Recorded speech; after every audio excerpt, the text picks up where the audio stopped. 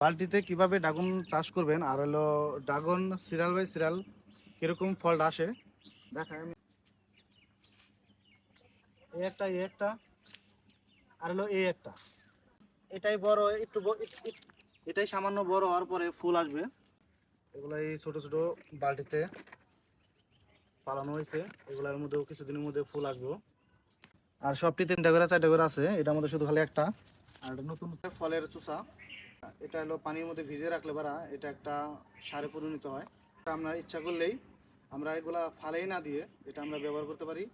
কলার চোচাটা হলো সবচেয়ে বড় হলো মেন, ঠিক আছে, বড় হওয়ার জন্য আর দ্রুত ফলন দেওয়ার জন্য, ফল দেওয়ার জন্য এই জিনিসটা যদি ট্রাই করে দেখেন অতি শীঘ্রই মানে আপনি নিজেই রেজাল্ট পাবেন।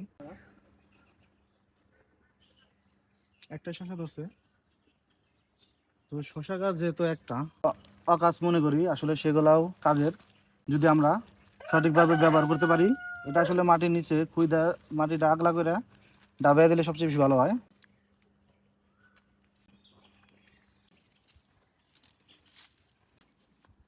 এখানে আছে এই একটা, এই একটা, আর হলো এই একটা। এই সবটিতে আপনার ফুল আসবে। এটা হলো পুরান গাছ, এটা প্রচুর পরিমাণে মিষ্টি। একটা করে চালা ফারাবেন, ঠিক আছে, এই একটা এই একটা এই একটা। আর বালতি বা কোনো কিছুর মধ্যে যদি আপনি বড় সাইজে রাখেন 2টা বা 3টা করে ফলাইতে পারবেন। এগুলো আপনার শুরু থেকে এরকম যখন এই যে ড্রাগন ফলটা আমি দেখাই যেটার মধ্যে এই দেখেন,